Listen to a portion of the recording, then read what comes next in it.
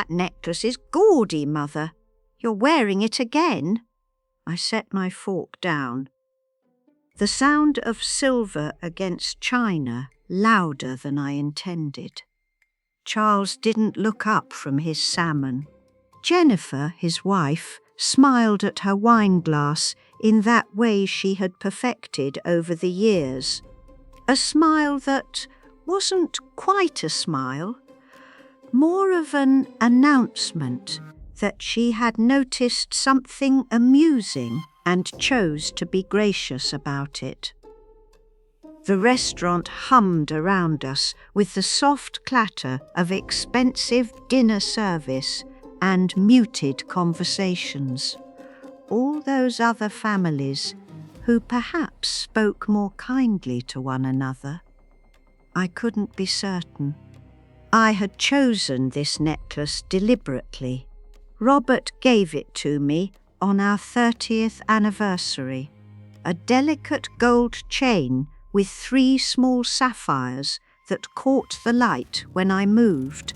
Not flashy, not gaudy, just mine. "It was your father's gift," I said. My voice came out steady, which surprised me. "I know." Charles cut another piece of fish with surgical precision.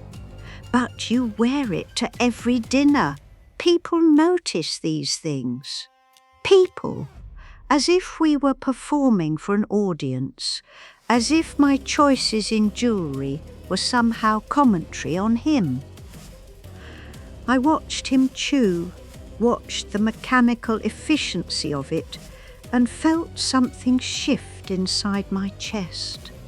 Not pain exactly, but a kind of clarity that arrives when you've been sitting in dim light so long you forget it's dim until someone opens a door and the brightness makes you blink.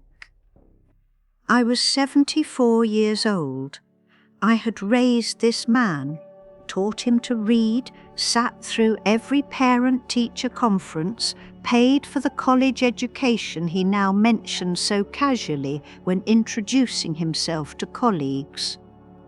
I had buried my husband 8 years ago and learned to sleep alone in a house that echoed. I had done all of this with what I believed was grace and dignity. And here I sat being corrected about a necklace as if I were a child who had dressed herself incorrectly. "I'm sorry it bothers you," I said, though I wasn't sorry, not anymore. Jennifer finally looked at me directly, her expression shifting into something she probably thought was sympathetic. "We just want you to feel comfortable, Margaret, when we take you out like this." Take me out like this, as if I were a pet they walked on Sundays, as if this dinner, this monthly obligation they fulfilled with the regularity of bill payments, was charity they extended rather than time with someone who loved them. I reached for my water glass and took a slow sip, using the moment to study them across the table. Charles had Robert's jaw, but none of his warmth. Jennifer wore a blouse that cost more than my monthly grocery budget, though I knew this because I had paid for it. Not directly, of course, that would be crass, but the down payment for their house in Greenwich had come from my savings. Money I had set aside from Robert's life insurance. The car payment I covered each month because things were tight with the new baby. The landscaping service I funded because Jennifer's migraines made yard work impossible. The credit card I paid off last spring after their vacation to Turks and Caicos. The one they took without inviting me, but posted 47 photos from. I knew all this because I kept records. Not out of pettiness, or perhaps partly out of pettiness, I could admit that now, but because some part of me had needed evidence, proof that I wasn't imagining things, that the feeling of being erased, of becoming simply a function rather than a person, wasn't just age making me sensitive. "The salmon is lovely," I said. Charles nodded, already moving on, his attention shifting to his phone, which he'd placed beside his plate despite claiming this was quality family time.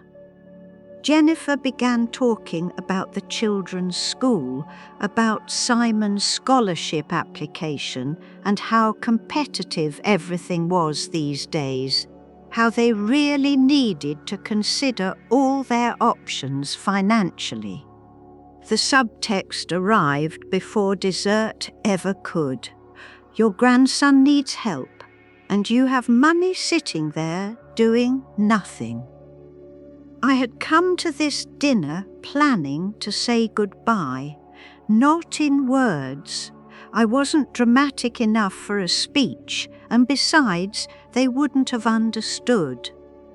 But I had known, getting dressed this evening, clasping this particular necklace around my throat, that something was ending. I had felt it, the way you feel weather changing, that shift in air pressure before a storm arrives. Charles was talking now about an investment opportunity, his voice taking on that enthusiastic edge that meant he was building toward asking for something. Jennifer refilled her wineglass and smiled at me with warm expectation, as if we were all in this together, this cozy little conspiracy of family helping family. I stood up. They both looked at me, surprised. People at neighbouring tables didn't notice. I was good at being invisible. I had practiced it for years. "I need to leave," I said. "Now? We haven't even genned it, Tom. Jennifer gestured at the dessert menus the waiter had discreetly placed at the table's edge. Yes, now. I picked up my purse. My hands were steady. Everything in me was steady in a way it hadn't been for longer than I could remember. Charles started to rise. That programmed politeness overriding his irritation, but I held up one hand. "Stay. Enjoy your dinner. I'll take a taxi." "Mother, this is ridiculous." "The necklace is not gaudy," I said. Each word came out clean and final. "Your father chose it because he knew I would love it. And I do." I walked out while they were still processing, still trying to decide if I was serious or simply having one of those moments they probably discussed with their therapist. Elderly mother acting strange, getting difficult in her old age. The restaurant's heavy door swung shut behind me. The spring night hit my face with surprising coolness. I stood on the sidewalk for a moment, my purse tucked under my arm, that necklace catching streetlight, and breathed. I had come to say goodbye. And now I had. The taxi driver was kind enough not to ask questions. I gave him my address and watched the city blur past the window, light smearing into watercolour streaks. My phone buzzed twice in my purse. Charles, certainly, or Jennifer, wondering what had gotten into me, whether I needed someone to come check on me. I didn't look. Home was a 3-story Victorian, in a neighbourhood that had gentled with age, trees grown thick and sidewalks buckled by roots that had been patient in their breaking. Robert and I had bought it when Charles was 2 years old, back when the rooms seemed enormous and full of possibility. Now they echoed. I let myself in through the side door, the one that led directly into the kitchen, and stood for a moment in the dark. The refrigerator hummed its familiar nighttime song. The clock above the stove ticked with relentless cheerfulness. Everything exactly where I had left it this morning, which seemed impossible given how different I felt, how thoroughly I had shifted into someone I didn't quite recognize yet. I didn't turn on the lights, not immediately.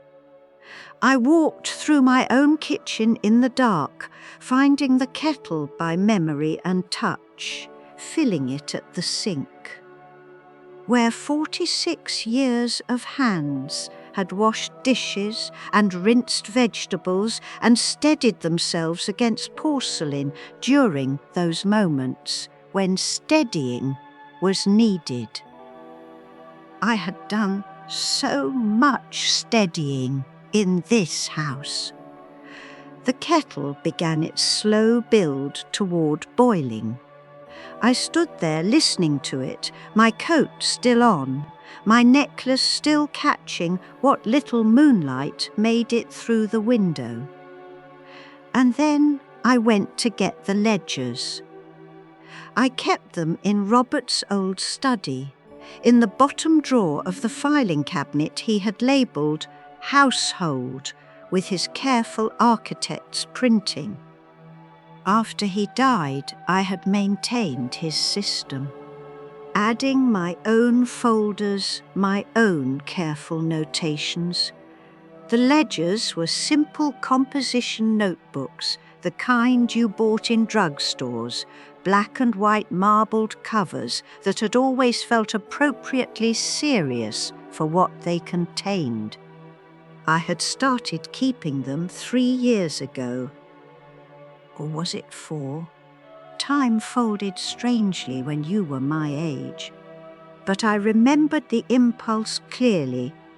Charles had asked for money to cover an unexpected medical bill, and I had written the cheque, and afterward I had sat in this very room and thought, I should write this down.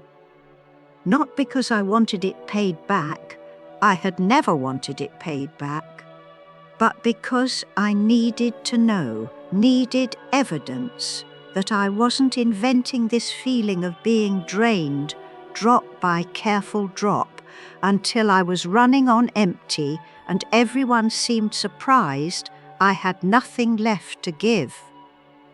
I carried the ledgers back to the kitchen. The kettle was screaming now. I had left it too long, and I turned off the flame with hands that had started to shake just slightly. Made tea, Earl Grey, the good kind I kept for myself and never served to guests because Charles once said it tasted like perfume, and after that I couldn't offer it without hearing that criticism. Sat at the kitchen table, opened the first ledger. March 2019. House down payment $75,000.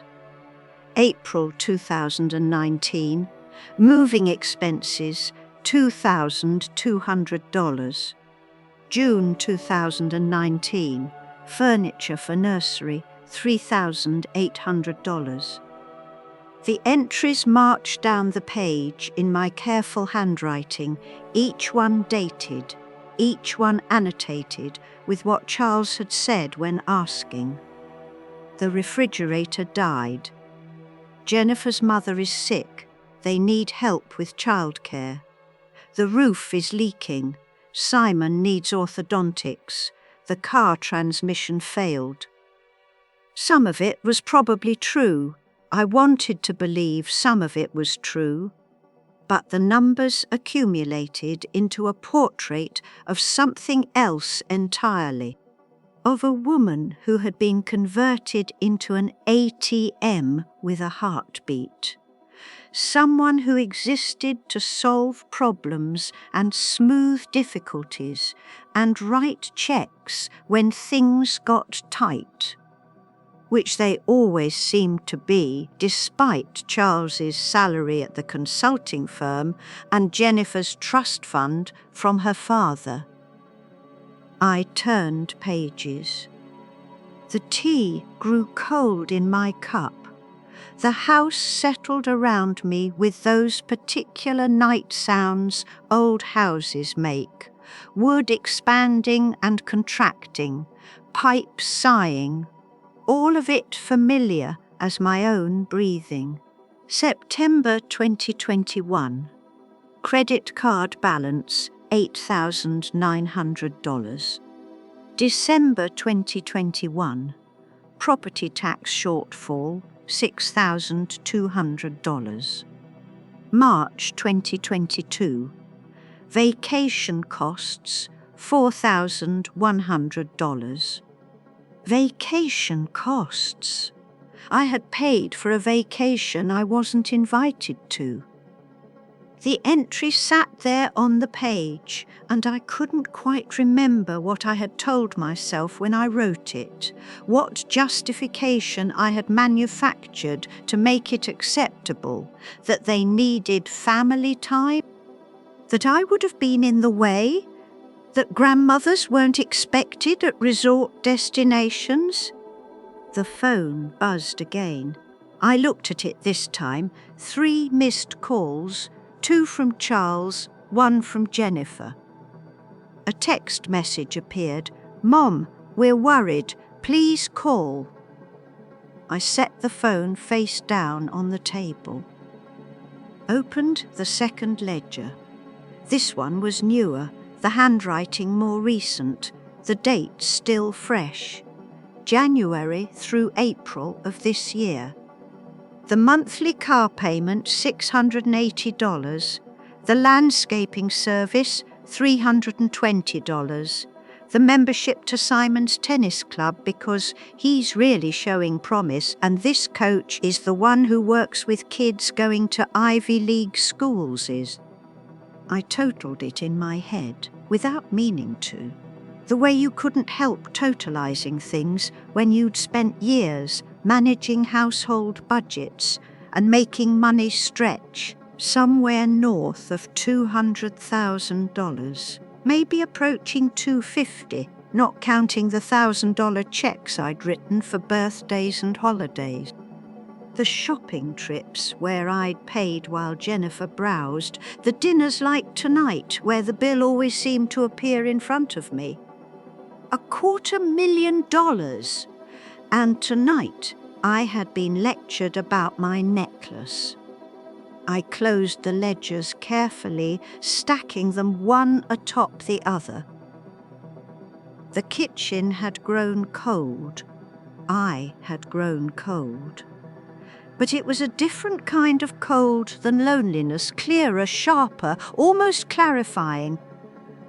When morning came, I dressed in the grey suit I saved for serious occasions, did my hair, put on Robert's necklace deliberately, each small sapphire catching the bathroom light as I fastened the clasp. Looked at myself in the mirror for longer than usual, searching for something. Found it. A woman who had decided. The bank opened at 9. I was waiting at the door at 8:55. Grace Chen had been my banker for 6 years, ever since the previous manager retired and she took over the local branch. She was efficient and kind in the way of people who understood that elderly customers sometimes needed extra patience, without making a show of providing it. Mrs. Brennan, she said when I approached her desk, how can I help you today? I need to make some changes to my accounts. I had rehearsed this in the car, practiced the words until they felt smooth in my mouth. Grace pulled up my information on her computer, her fingers quick on the keyboard, and I saw her face shift slightly as she scanned whatever appeared on her screen, probably the automatic payments, the linked accounts, the access I had granted. I want to suspend all automatic payments, I said, everything, and I need to remove Charles Brennan as a contact on these accounts. Grace's professional mask didn't slip, but I saw her eyes widen fractionally. All of them? All of them. That includes the car payment, the landscaping service. That I know what it includes. She nodded slowly. Of course. I'll need you to fill out some forms. And I should mention, when we remove someone as a contact, they'll receive notification that the access has been changed. I understand. May I ask if there's a problem? If there's been any unauthorized? There hasn't. I met her eyes. This is entirely my decision. I'm simply re-establishing my boundaries. Grace studied me for a moment, and I wondered what she saw. A confused elderly woman, someone having a moment of paranoia or dementia-driven suspicion.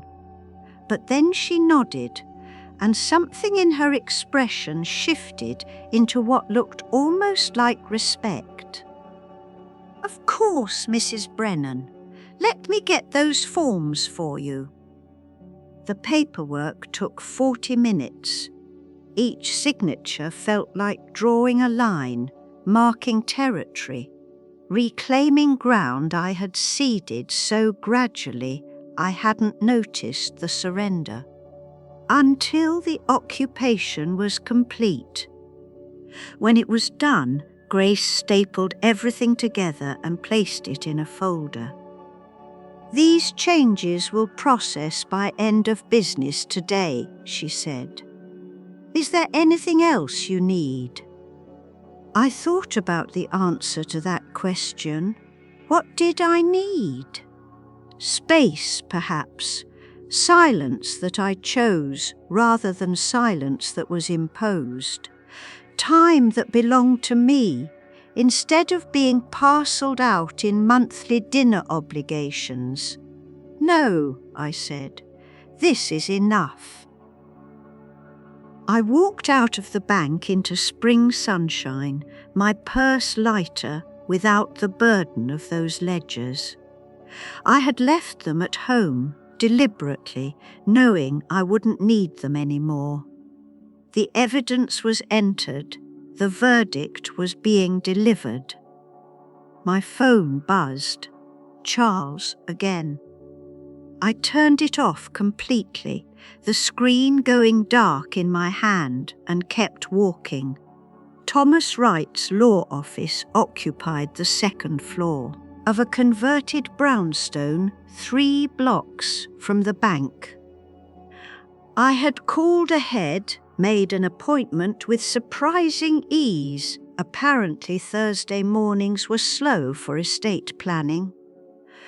The receptionist, a young man with careful manners, offered me coffee. I declined and led me to a conference room with windows overlooking a small courtyard garden.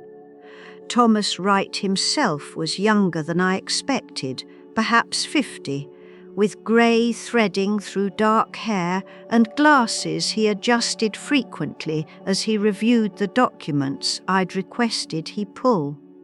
Your current will dates from 2016, he said, looking up, after your husband's passing. Yes, and you'd like to make changes. I'd like to write a new will entirely." He set down the papers, giving me his full attention. "All right, can you tell me what you'd like to do?" I had rehearsed this too, though the words felt different when spoken aloud in this quiet room with its law books and framed certificate. "I want to establish a trust for my grandson Simon's education. Specifically his education. It should pay for college and graduate school if he chooses, but nothing else. The funds can only be accessed for that purpose." Thomas made notes on his legal pad, his pen moving in quick, efficient strokes. "That's straightforward, and the remainder of the estate split 3 ways. 1/3 to Simon for general inheritance when he reaches 30. 1/3 to my granddaughter Joanna at the same age. 1/3 to charity. I'll provide the list of organizations." He paused in his writing. "And your son Charles?" Nothing. The words sat in the air between us. Thomas looked at me over his glasses, his expression carefully neutral in a way that told me he had heard similar declarations before, had navigated these particular family waters. "Mrs. Brennan, I need to make sure you understand that excluding a direct heir can sometimes lead to complications.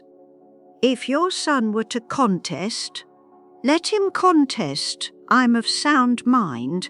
I have my reasons. Document that, please.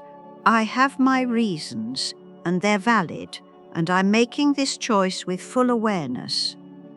"All right." He made another note. "I should mention that in cases like this, it's sometimes recommended to leave a small token amount rather than nothing.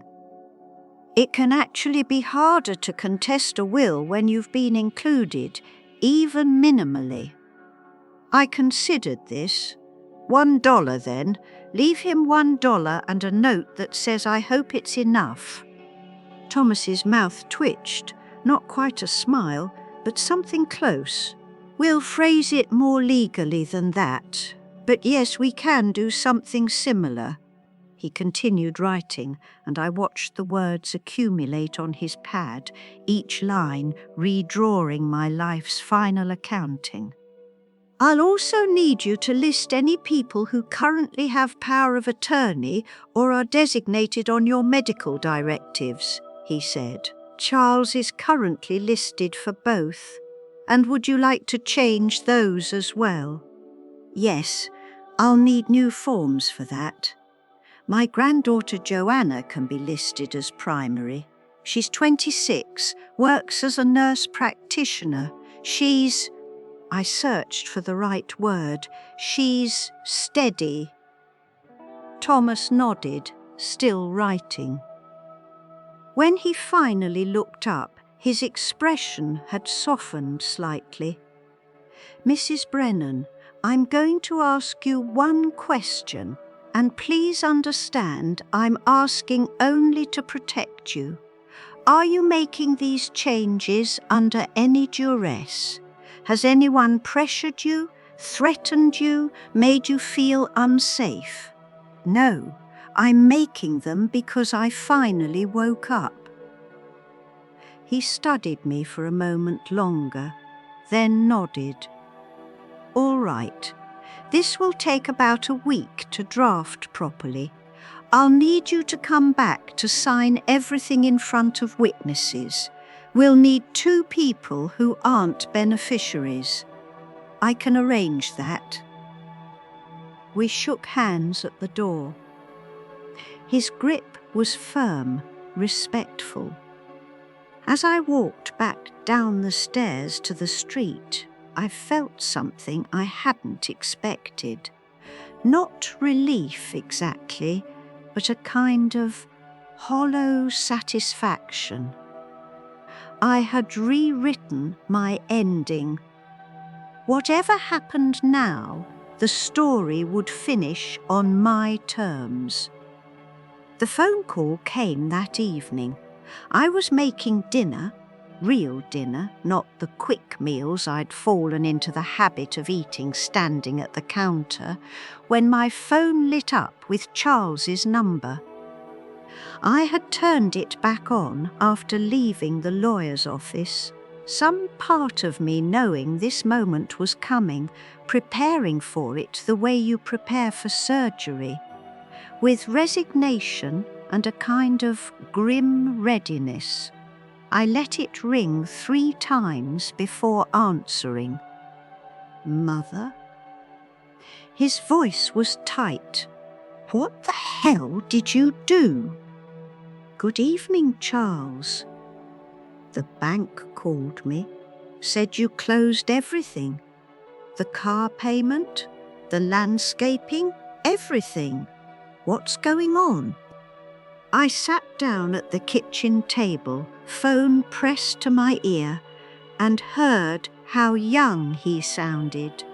Not 46, but 16. That same indignant tone he'd used when I wouldn't let him take the car to some party. Entitled, outraged, incapable of understanding that no was a complete sentence. "I've made some financial adjustments," I said. "Financial adjustments? Mother, we have obligations. Bills. You can't just—" "Actually, I can. It's my money." "This is insane. What happened at dinner? Did I say something that upset you? Because if this is about the necklace comment, it's not about the necklace.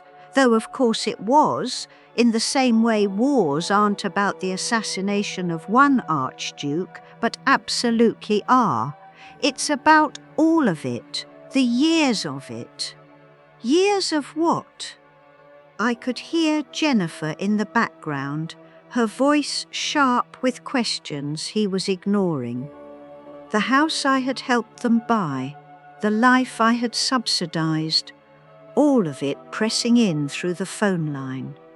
"I'm 74 years old," I said quietly, "and I've spent the last several years being treated like an ATM with a heartbeat. That's ending." "That's ridiculous. We're your family." "Yes, you are. And family should treat each other with basic respect and dignity. Which is why I'm setting boundaries now." "Boundaries?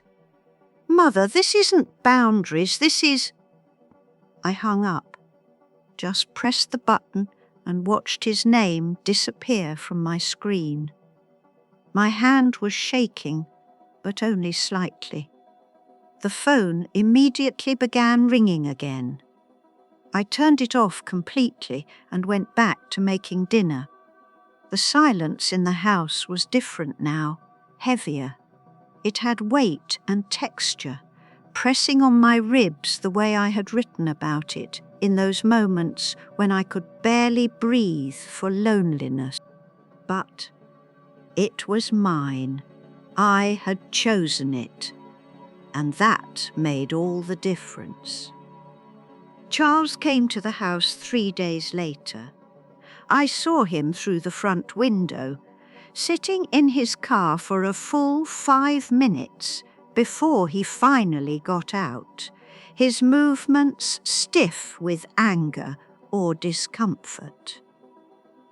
I couldn't tell which, and found I didn't particularly care. I let him ring the bell twice before answering. "Mother." He stepped inside without waiting for invitation, the old habit of ownership. "We need to talk." "All right." I led him to the living room, the formal one I rarely used, with furniture Robert and I had chosen 40 years ago, that had somehow become antique without my noticing. Charles sat on the edge of the sofa, his coat still on. I took Robert's chair. "I don't understand what you're trying to accomplish," he said, each word precise and controlled. "We're family." "We are, so why are you punishing us?" "I'm not punishing anyone. I'm simply no longer paying for things that aren't my responsibility." His jaw tightened. "Those payments, you offered them." "Did I? Or did you ask and I couldn't figure out how to say no without feeling like a terrible mother?" "That's not fair." "Fair?" The word tasted strange. "Charles, when was the last time you invited me to anything that wasn't an obligation? When did you last call just to see how I was doing?" "I'm busy. We both are. Jennifer has the kids, I have work." "I know. Everyone's busy. Everyone has obligations." I looked at him sitting there in his expensive coat, this man I had raised, and felt a kind of distant sorrow. "I spent 8 months helping you learn to read. Do you remember that?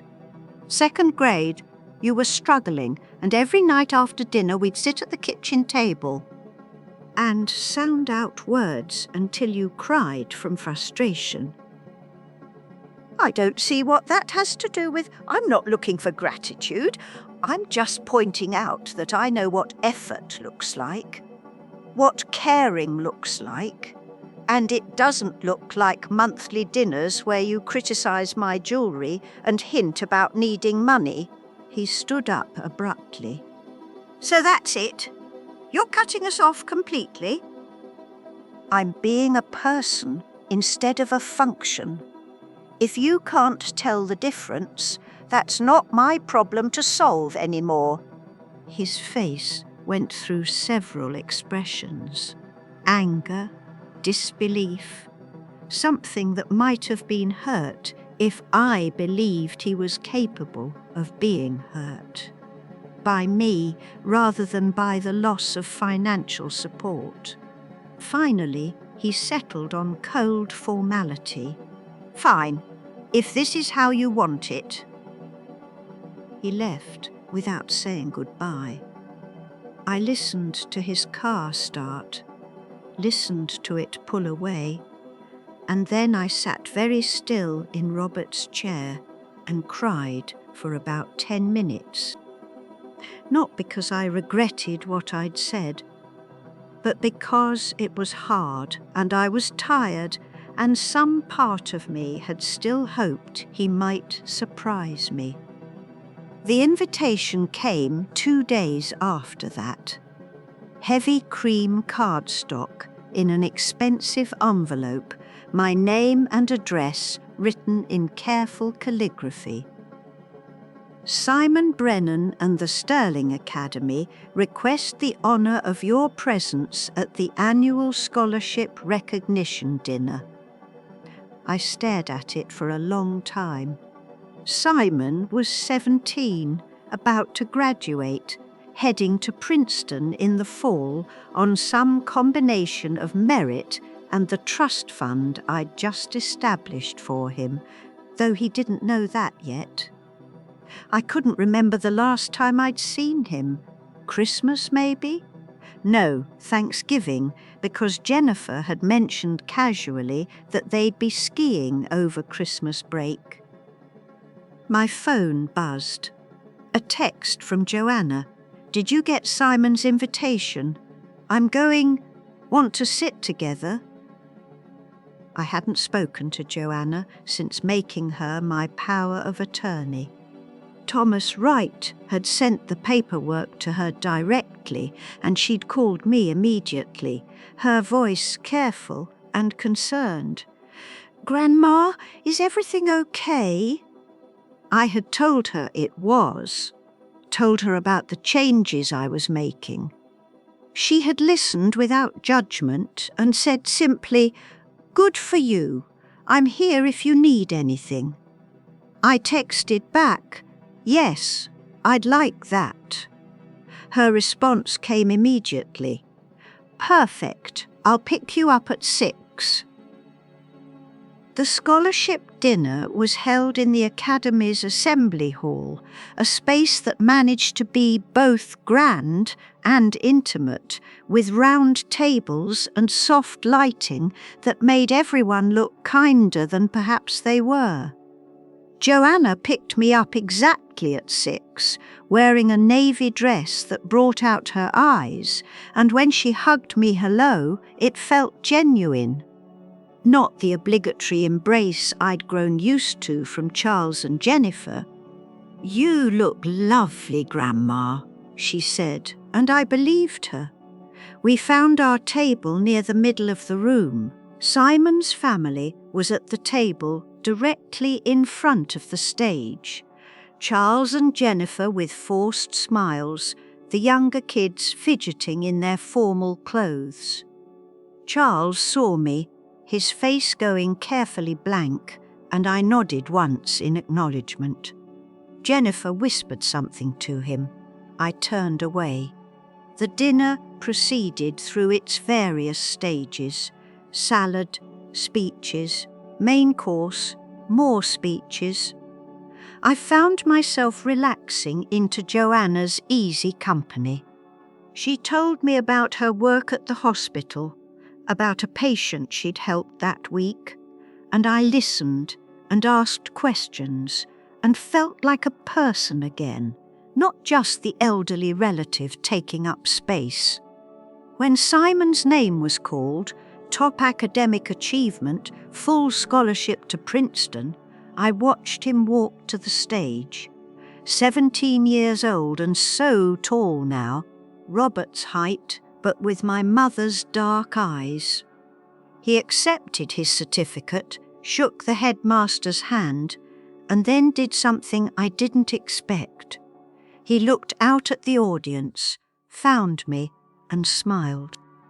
Not a polite smile, a real one. Recognition.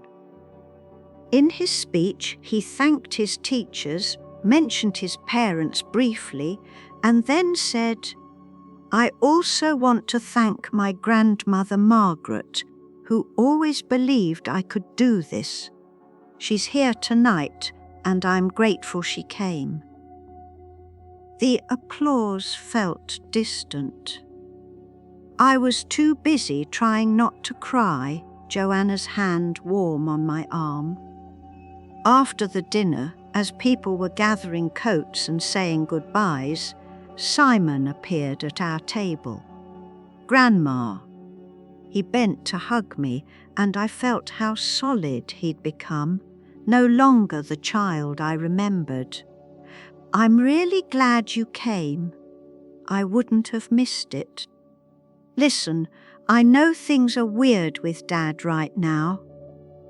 He glanced over at his parents, who were pointedly not looking our direction.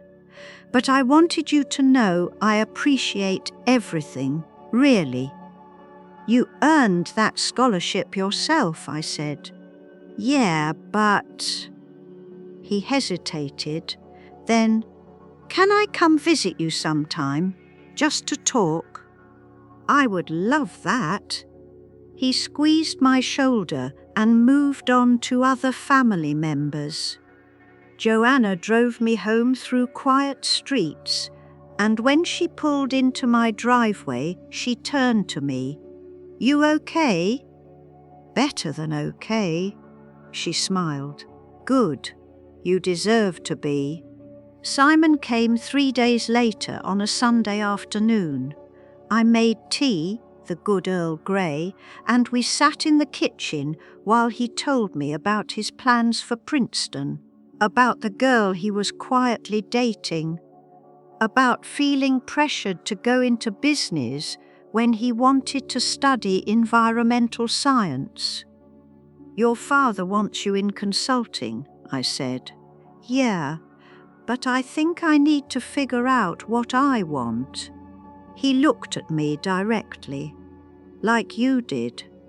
I didn't ask what he knew or what he'd heard. I just said, it's never too late to stop living someone else's life. He left after an hour, hugging me again at the door, and I stood watching his car pull away with something unfamiliar blooming in my chest. Hope, maybe, or just the simple pleasure of being seen. The letter arrived on a Tuesday, 6 weeks after Simon's dinner. Plain white envelope, Charles's handwriting that I'd recognise anywhere. I opened it standing at the kitchen counter, the morning light coming through the window in that particular slant that meant autumn was approaching. Dear Mother, I've been thinking about what you said about respect and boundaries. I don't agree with all of it, but I want you to know I'm sorry for the necklace comment. That was unkind. I hope we can find a way forward. Charles, I read it twice, studied the words for what they contained and what they didn't. An apology for one comment, not for the pattern.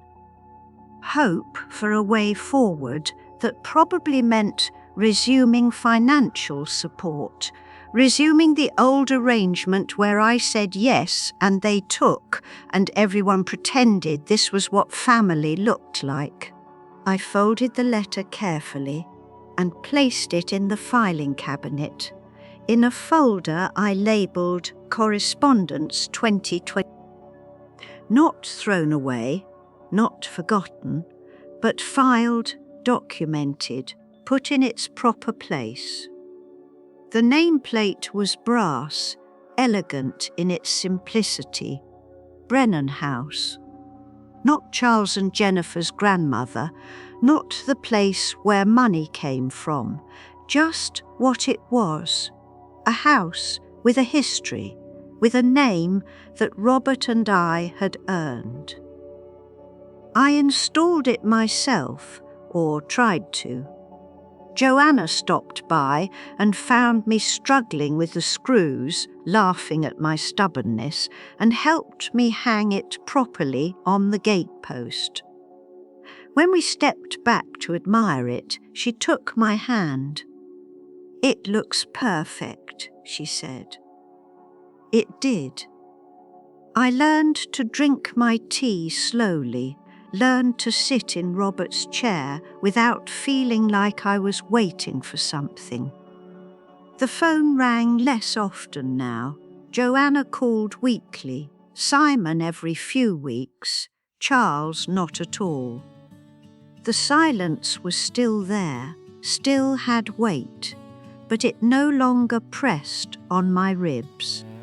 Instead, it settled around me like a shawl. Something I had chosen, something that kept me warm. Some mornings I wore Robert's necklace. Some mornings I didn't. Either way felt right. If you're reading this and you're my age, or approaching it, or just tired of being invisible, listen.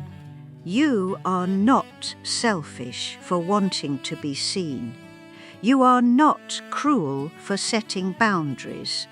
You are not obligated to set yourself on fire to keep others warm, no matter how long you've been doing it, no matter how much they've come to expect the heat.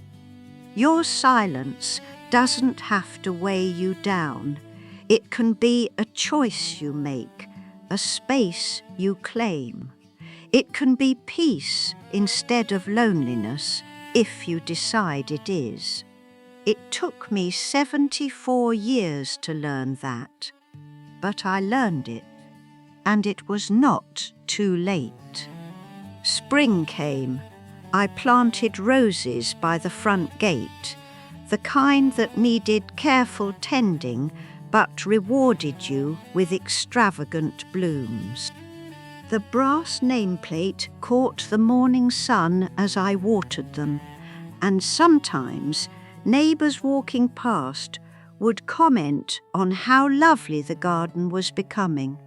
How nice to see the old house cared for with such attention. I would smile and thank them and return to my roses. My gate, my house, my silence chosen and cherished. Robert's necklace hung on its stand in my bedroom, 3 sapphires catching light.